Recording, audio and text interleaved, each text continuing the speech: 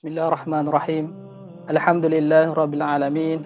Wa sallallahu ala sayyidina Muhammad wa ala alihi wa sahbihi at-tayyibin at-tahirin. Alhamdulillah, hari ini kita dapat bersama-sama berkumpul untuk kita memperingati jasa besar ulama-ulama tanah Melayu di negara kita ini khususnya. Jadi pertama sekali saya ucapkan ribuan terima kasih kepada semua, terutamanya para tok-tok guru yang ada dalam majlis kita ini, kepada para asatizah, kepada pengerusi dan juga kepada AJK yang telah bertukar lumus untuk memastikan program ini berjalan dengan lancarnya. Jadi tokoh pertama yang kita akan kisahkan tentang kehidupannya adalah Tuan Guru Syekh Uthman Jalaluddin Penanti. Jadi beliau ini nama tubuhnya ialah Syekh Uthman Jalaluddin bin Muhammad bin Abdul Samad Al-Kelantani, dan beliau ini dilahirkan di Kampung Panjang, Sering, Kota Baharu, Kelantan, kira-kira pada tahun 1880-an. Maka kita tahulah beliau ini dilahirkan di Kelantan, dan pada awal kehidupan beliau ini, beliau telah mendapat pendidikan yang terawal daripada gurunya itu, iaitu Tuan Guru Haji Jamal Perupuk, dengan mempelajari kitab-kitab jawi daripada gurunya itu tersebut. Kemudian setelah itu, Syekh Uthman Jalaluddin Penanti, beliau ini melanjutkan pengajiannya di Pondok Sungai Pinang dan turut berguru secara berulang-alik dengan Mufti Haji Wan Muhammad bin Tuan Tabal. Subhanallah, berulang alik tuan-tuan.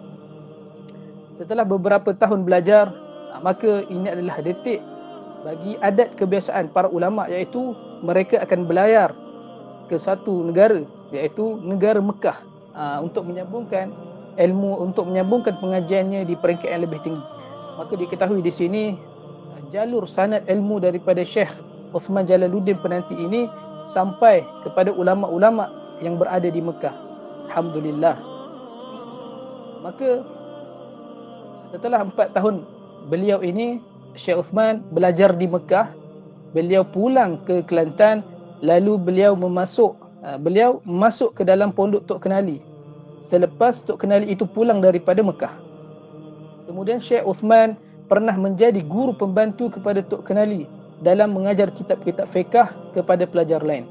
Maka di sini diketahui bahawasanya keberkatan seseorang anak murid itu adalah dengan beliau ini beri khidmat kepada gurunya.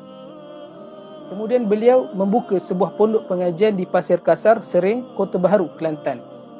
Maka setelah 2 tahun, maka didapati pondoknya itu telah tidak mendapat sambutan.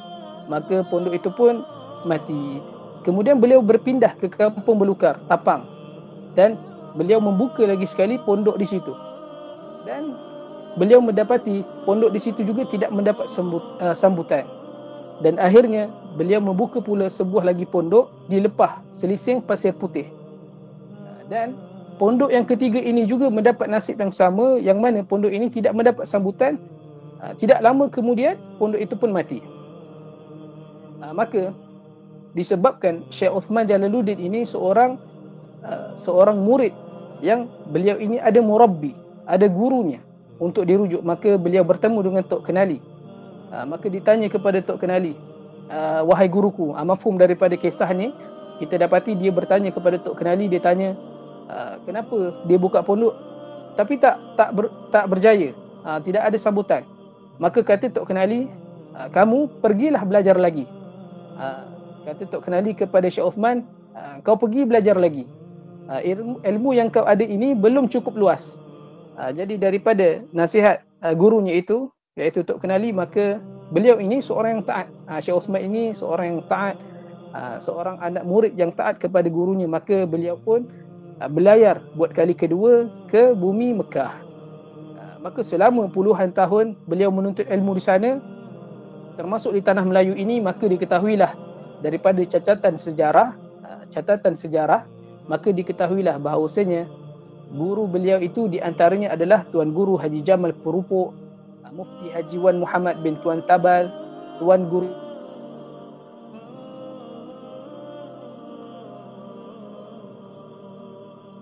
Pulau Ubi, dan di antara keistimewaan beliau ini adalah beliau sezaman dengan ulama-ulama yang masyhur. Di antaranya Pak Dail Mekah, Tok Seridik, Mufti Haji Ismail Pontianak, Tuan Guru Haji Omar Bongol Kulim, Tuan Guru Haji Mat Jebeng, Tok Ayah Kedah. Dan seperti mana yang dikisahkan di dalam catatan sejarah tentang Syekh Osman ini, ketika di Mekah, Syekh Osman telah pun diberi kepercayaan untuk mengajar di Masjidil Haram. Ini adalah satu pengiktirafan bagi ulama, seorang tokoh ulama tanah Melayu yang mana diberi izin untuk mengajar di Masjidil Haram. Subhanallah.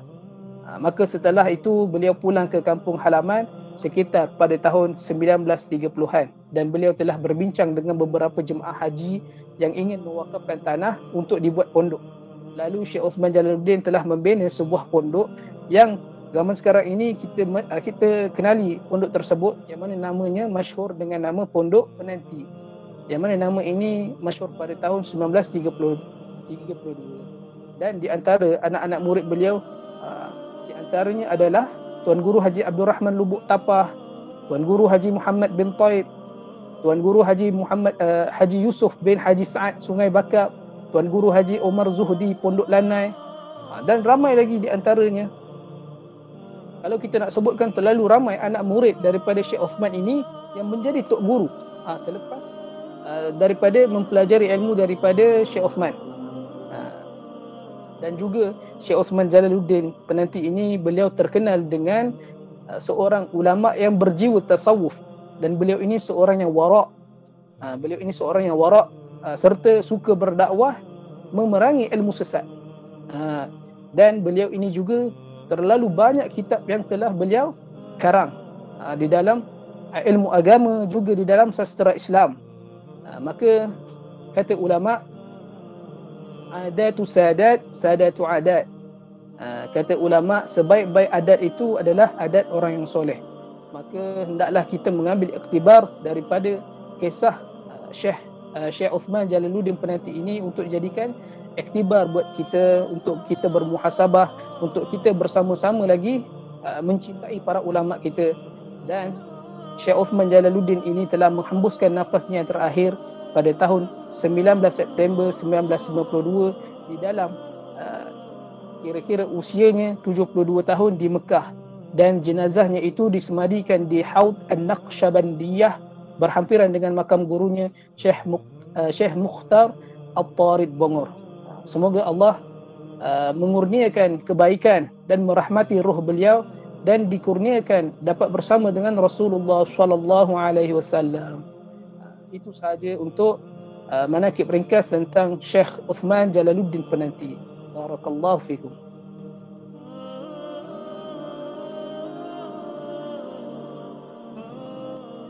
Bismillahirrahmanirrahim.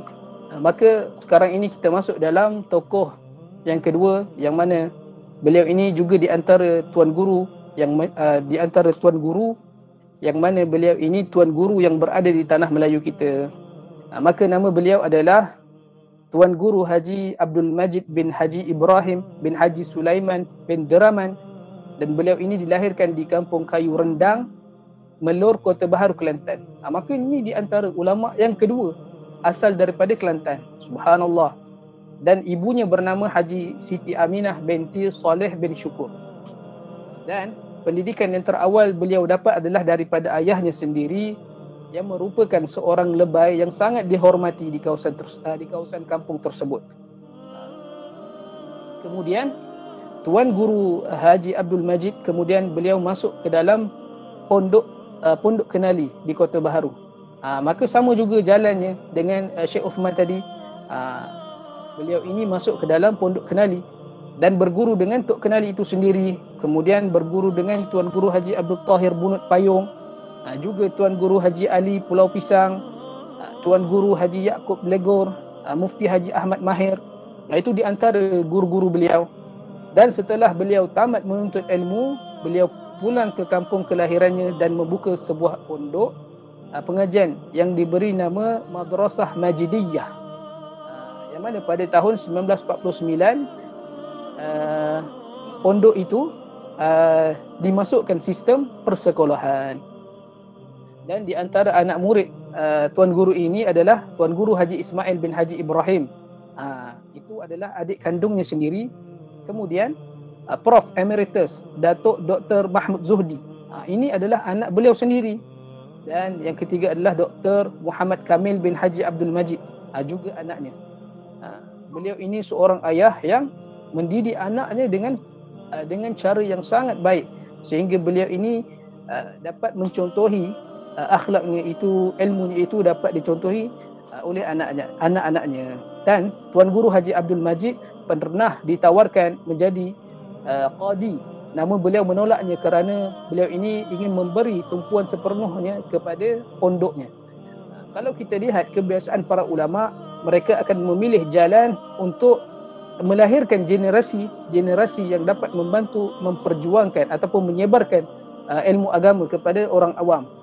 Maka sebab itulah Tuan Guru menolak jawatan tersebut.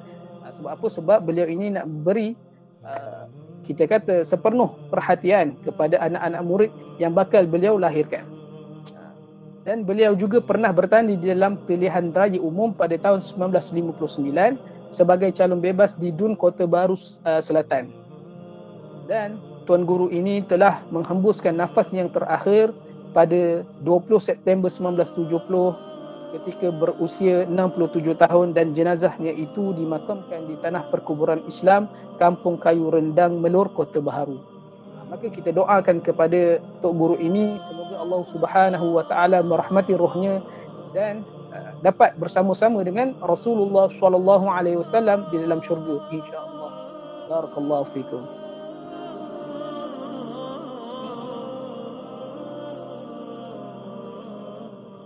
Bismillahirrahmanirrahim. Alhamdulillah. Jadi sekarang ini kita masuk ke dalam manakib yang ketiga, iaitu Tuan Guru Haji Abdul Wahab Tok Keling rahimahullahu ta'ala. Jadi nama tubuh beliau ini ialah Tuan Guru Haji Abdul Wahab bin Lebay Idris bin Imam Haji Saleh bin Haji Sa'ad Ya. Dilahirkan di kampung Cik Gulah, Tok Keling, Alusta, Kedah. Dan ibu beliau ini namanya adalah Hajah Salamah binti Yasin. Beliau mendapat pendidikan awal daripada kedua orang tuanya itu dan juga ibu saudara beliau itu sendiri yang bernama Puan Aisyah binti Haji Saleh ataupun Tok Alus. Maka kalau kita lihat daripada sejarah pelajaran Tuan Guru Haji Abdul Wahab Tok Keling ini, pada usia 10 tahun beliau mendalami ilmu Al-Quran di bawah asuhan Tok Kumat Lipah. Dan kemudian apabila meningkat dewasa, ketika beliau berusia 14 tahun, Tuan Guru telah dihantar untuk memasuki madrasah Limbung Kapal Al-Ustar selama 3 tahun. Kemudian setelah itu beliau menyambung lagi pendidikannya di Pondok Merbuk selama 3 tahun lagi dan seterusnya ke Pondok Bukit Tinggi, Kepala Batas. Dalam pada itu Tuan Guru ini rahimahullah juga turut menuntut ilmu di Masjid Zahir. Kemudian beliau memasuki Pondok Alur Goncah Gunung, dan akhirnya ke Pondok Tuan Guru Haji Idris Alur Mengkudu. Dan di antara guru-guru beliau adalah Tok Kumat Lipah, Syekh Wan Sulaiman Wan Siddiq, Syekh Abdullah Fahim, Syekh Ibrahim, Tuan Guru Mat Haji Syarif, Tuan Guru Haji Abdul Rahman Merbuk, Tuan Guru Haji Harun Bukit Tinggi, Tuan Guru Haji Ahmad Rubat, Tuan Guru Haji Abdul Rahman Alur Goncar, Syekh Idris Al-Jarumi Alur Mengkudu. Maka ketika beliau ini menuntut ilmu di Pondok Merbuk, beliau telah berulang alik sejauh 80 km daripada Tok Keling ke Merbuk dengan hanya menaiki basikal. Subhanallah, 80 km itu jaraknya yang sangat jauh, dan beliau berulang alik tanpa rasa penat ataupun tanpa beliau mengeluh dengan kesusahan itu. Sebab apa? Sebab beliau tahu kepentingan ilmu ini lebih penting daripada apa yang seseorang itu ada. Sebab apa kata ulama? Jika seseorang itu ada harta, dia yang kena jaga harta tersebut. Adapun kalau dia ada ilmu, ilmu itulah yang akan menjaganya. Maka guru-guru ataupun tok-tok guru yang berada di tanah air kita, tanah Melayu ini, kebiasaan mereka ini sangat menitik beratkan ilmu agama. Sama ada waktu muda, sehinggalah waktu muda dihabiskan untuk mempelajari ilmu agama, dan separuh hayatnya lagi mereka ini akan menghabiskan dengan mengajar ilmu agama kepada masyarakat, supaya semoga Allah Subhanahu wa taala kurniakan kebaikan kepada guru-guru kita ini. Dan pada tahun 1943 beliau telah mengasaskan sebuah pondok pengajian di Tok Keling bersama sahabatnya Tuan Guru Haji Ibrahim bin Abdullah. Kemudian di samping itu beliau turut bertugas sebagai imam di Masjid Tok Keling yang mana bermula pada tahun 1950 selama beliau ini berusia 35 tahun. Lama tuan-tuan. Dan di atas jasanya juga Masjid Baru Tok Keling dibina pada tahun 1958 dan terbinanya jalan dari Kelompang ke Tokai. Maka diketahuilah dengan kebaikan yang dilakukan dengan jasa beliau ini, maka terbinalah masjid yang baru. Dan beliau ini adalah di antara guru-guru Al-Quran yang aktif mengajar di kawasan Tok Keling dan Teluk Bagan. Pada tahun 1966, beliau menghidupkan kembali pondoknya dengan nama yang baharu, iaitu Madrasah At-Taqlimiyah. Dan beliau amat digeruni. Beliau ini tidaklah seorang yang tergopoh gapah, tidak. Beliau ini seorang yang memuliakan orang yang berilmu, dan beliau ini sangat ringan tulang, peramah, sangat menjaga hubungan sesama Muslim, sering memenuhi jemputan orang lain dan kuat daya ingatannya. Dan beliau ini telah menghembuskan nafasnya yang terakhir ketika berusia 94 tahun pada tarikh 23 September 2005 pada jam 7.30 pagi. Dan jenazah beliau ini telah dimakamkan di Masjid Tok Keling Al-Ustaz. Semoga Allah Subhanahu wa taala kurniakan beliau ini syurga tertinggi. Barakallahu fikum.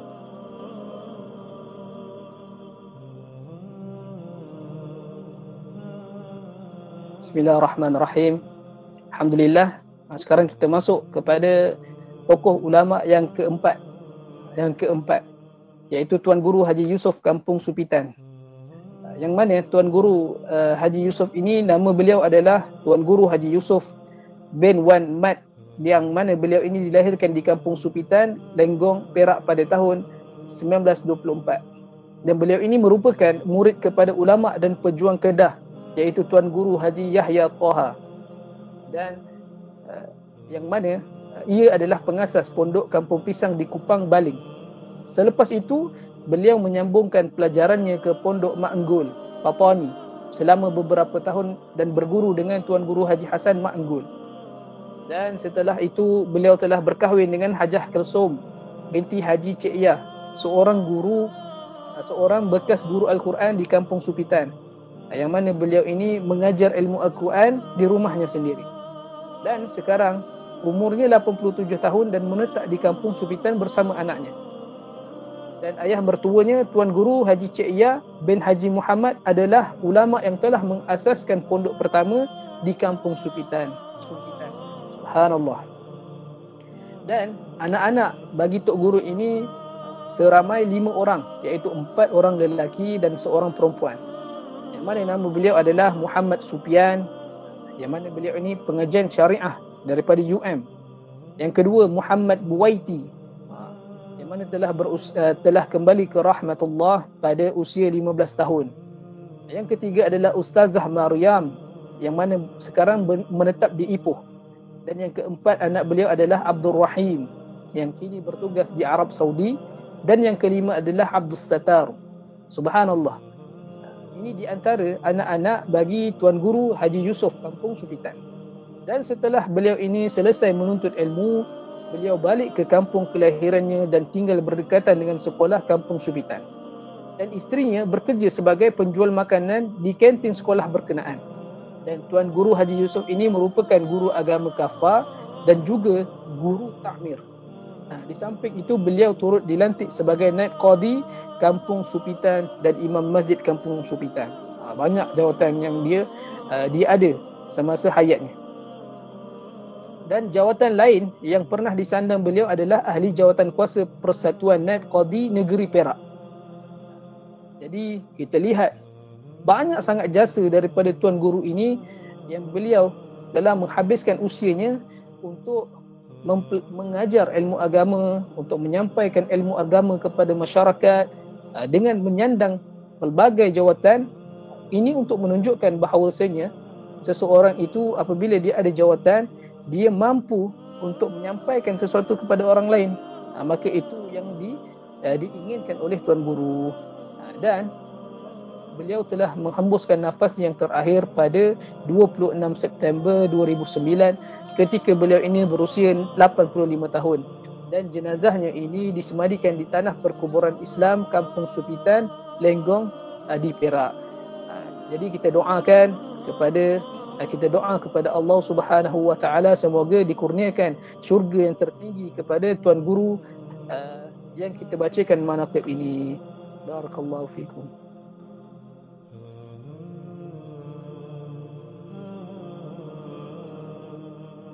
Bismillahirrahmanirrahim. Alhamdulillah. Maka ini di antara tokoh yang terakhir pada malam ini. Walaupun banyak lagi tokoh-tokoh yang lain, tapi cukup sekadar untuk majlis pertama ini kita mulakan dengan 5 tokoh ini. Maka tokoh yang terakhir ini namanya adalah Sahibus Samahah Datuk Paduka Syekh Abdul Majid bin Muhammad Nur. Beliau ini adalah mufti Kedah, yang mana beliau ini dilahirkan di kampung seberang pantai Johor Alustar, Kedah pada 12 Februari 1924. Dan beliau ini mendapat pendidikan awal di Sekolah Melayu Alur Merah Alustar di Kedah pada tahun 1930 selama 3 tahun. Kemudian setelah itu beliau meneruskan pengajiannya di Sekolah Rendah Sukamanati pada tahun 1935 dan seterusnya beliau menyambung pengajian beliau di Maktab Mahmud selama 8 tahun. Dan beliau kemudiannya berangkat ke Mesir untuk memasuki Universiti Al-Azhar. Pada tahun 1955 beliau telah melanjutkan pengajiannya di Universiti Ain Asyam. Tetapi dalam catatan kita tidak dapat menyatakan siapa guru beliau. Cuma beliau ini berkemungkinan sewaktu beliau belajar di Universiti Al-Azhar, beliau sempat menuntut ilmu dengan Syekh Mustafa Al-Maraghi serta beberapa ulama besar ketika itu yang berada di Mesir. Maka di sini saya nyatakan di antara catatan jawatan yang beliau pernah sandang selepas tamat daripada pengajian yang mana bermula pada tahun 1945 sehingga akhir hayatnya. Pada jawatan yang pertama pada tahun 1945 beliau menjadi guru bahasa Arab di Maktab Mahmud selama 20 tahun. Kemudian pada tahun 1961 beliau menjadi selaku pemangku guru besar Maktab Mahmud. Kemudian pada tahun 1965 beliau ini menjadi guru besar Maktab Mahmud itu sendiri. Dan pada tahun 1969 beliau menjadi pendaftar sekolah-sekolah agama Majlis Hal Ehwal Agama Islam.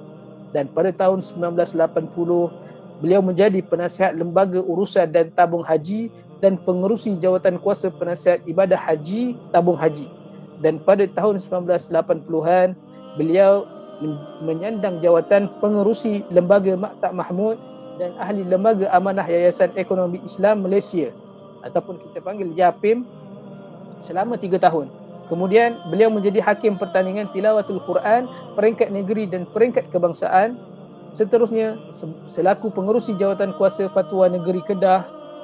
Pada tahun 1977 beliau menyandang jawatan sebagai yang dipertua Majlis Hal Ehwal Agama Islam Kedah. Dan pada tahun 1980-an pada 1980 beliau menyandang jawatan selaku yang dipertua Persatuan Ulama Kedah dan Timbalan Pengerusi Pertubuhan Kebajikan Islam Malaysia iaitu PERKIM pada peringkat negeri Kedah selama 5 tahun.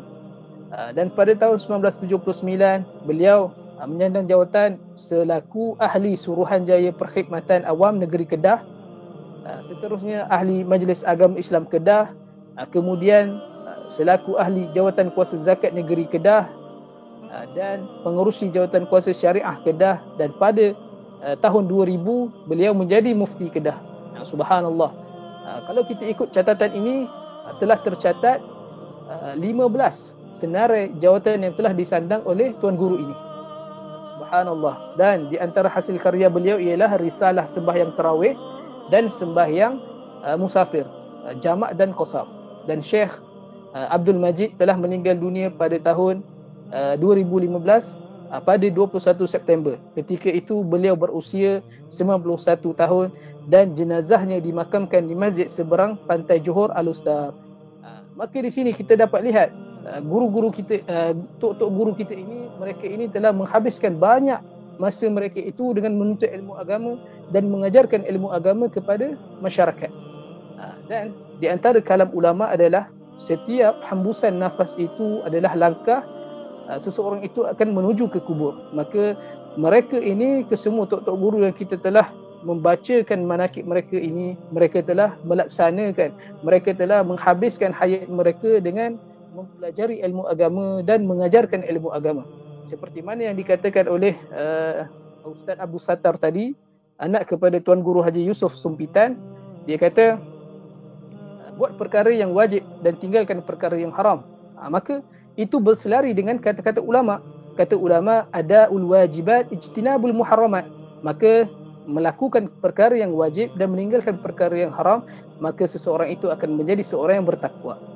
Dan kata guru saya, disebabkan seseorang itu banyak sangat berehat, maka seseorang itu akan menjadi bosan. Dan kata guru saya lagi, tiada istilah bosan di dalam hidup para ulama. Tidak ada tak ada istilah bosan dalam hidup bagi orang-orang yang soleh, dan tidak ada tempat untuk mereka ini di dalam diri mereka ini mengambil istilah bosan. Maka di sini kita tahu bahawasanya mereka telah menghabiskan usia mereka dengan membuat taat kepada Allah Subhanahu wa taala, dan mereka ini bukanlah mahu dipuji ataupun disanjung, cuma mereka nak apa? Mereka nak supaya generasi penerus ini menyampaikan risalah Rasulullah sallallahu alaihi wasallam. Maka kalau kita diberikan masa untuk hidup, kenapa kita tidak menghabiskan masa kita untuk mempelajari ilmu agama, mencontohi para tok-tok guru kita ini, kita menghabiskan ilmu-ilmu yang wajib kita pelajari, dan yang terakhir, hendaklah kita menjadi muslim yang bertakwa kepada Allah Subhanahu wa taala. Maka benarlah apa yang dikatakan oleh Tuan Guru Haji Yusof Sumpitan tadi, lakukanlah perkara yang wajib dan tinggalkanlah perkara yang haram, maka kamu akan selamat di dunia dan di akhirat. Maka saya tutup majlis pembacaan manaqib kelima-lima tok guru ini dengan kita berdoa kepada Allah Subhanahu wa taala, semoga tok-tok guru kita di tanah Melayu ini khususnya dikurniakan syurga yang tertinggi buat Allah Subhanahu wa taala. Semoga kita juga dapat mengikut jejak langkah tok-tok guru kita ini, dan supaya generasi yang akan hadir setelah kita ini juga mencintai para tok-tok guru ini. Barakallahu fikum. Assalamualaikum. Jazakumullahu kulla khair.